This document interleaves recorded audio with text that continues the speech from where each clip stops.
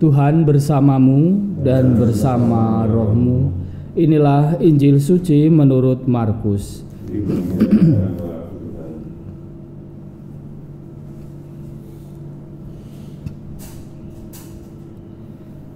Pada waktu itu Yesus meninggalkan daerah Tirus dan lewat Sidon pergi ke Danau Galilea di tengah-tengah daerah Dekapolis. Di situ orang membawa kepadanya seorang tuli dan gagap dan memohon supaya Yesus meletakkan tangannya atas orang itu.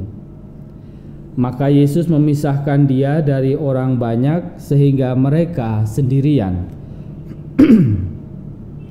Kemudian ia memasukkan jarinya ke telinga orang itu, lalu meludah dan meraba lidah orang itu. Kemudian sambil menengadah ke langit, Yesus menarik nafas dan berkata kepadanya, "Efata," artinya terbukalah. Maka terbukalah telinga orang itu dan seketika itu terlepas pulalah pengikat lidahnya, lalu ia berkata-kata dengan baik. Yesus berpesan kepada orang-orang yang ada di situ supaya jangan menceritakan kepada siapapun juga. Tetapi makin dilarangnya mereka, makin luas mereka memberitakannya. Mereka takjub dan tercengang dan berkata, "Ia menjadikan segala-galanya baik. Yang tuli dijadikannya mendengar, yang bisu dijadikannya berbicara." Demikianlah sabda Tuhan. Terpujilah Kristus.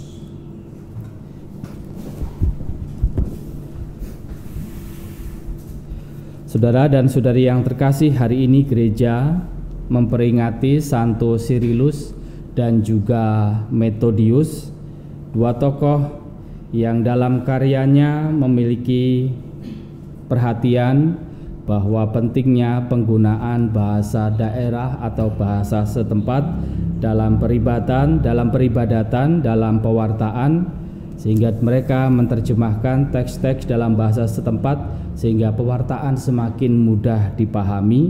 Dan dikatakan tadi dalam pengantar bahwa di mana mereka berkarya, di situ kemudian gereja juga semakin berkembang.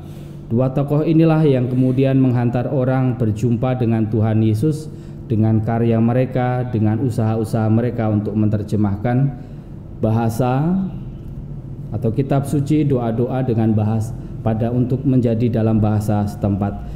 Dan hari ini dalam bacaan Injil hari ini kita berjumpa dengan Yesus yang menyembuhkan seorang yang tuli dan gagap. Dan yang menarik bahwa dalam karya penyembuhan Yesus ini senantiasa ada orang yang datang kepada Yesus membawa orang yang tuli dan gagap ini dan memohon supaya Yesus meletakkan tangannya supaya orang ini dijamah dan sembuh. Orang yang membawa orang yang tuli dan gagap dalam bacaan Injil hari ini, saya melihat bahwa mereka seperti Santo Cyrillus dan Methodius yang kita peringati hari ini, membawa orang untuk semakin dekat dengan Yesus dengan karya-karya mereka.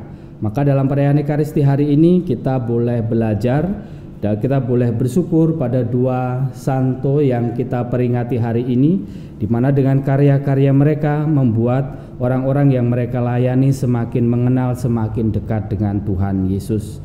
Dan juga dengan belajar dari dalam bacaan Injil hari ini, semoga juga karya-karya kita mampu seperti orang yang membawa orang yang tuli dan gagap kepada Yesus, sehingga Yesus mampu menyembuhkan, sehingga Yesus mampu menjamah dan menjadi berkat bagi orang yang tuli dan gagap.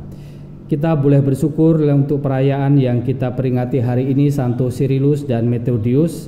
Dan dalam bacaan Injil hari ini mari kita juga memohon semoga karya dan pewartaan kita mampu menghantar orang untuk berjumpa dan menerima berkat dari Tuhan Yesus sendiri.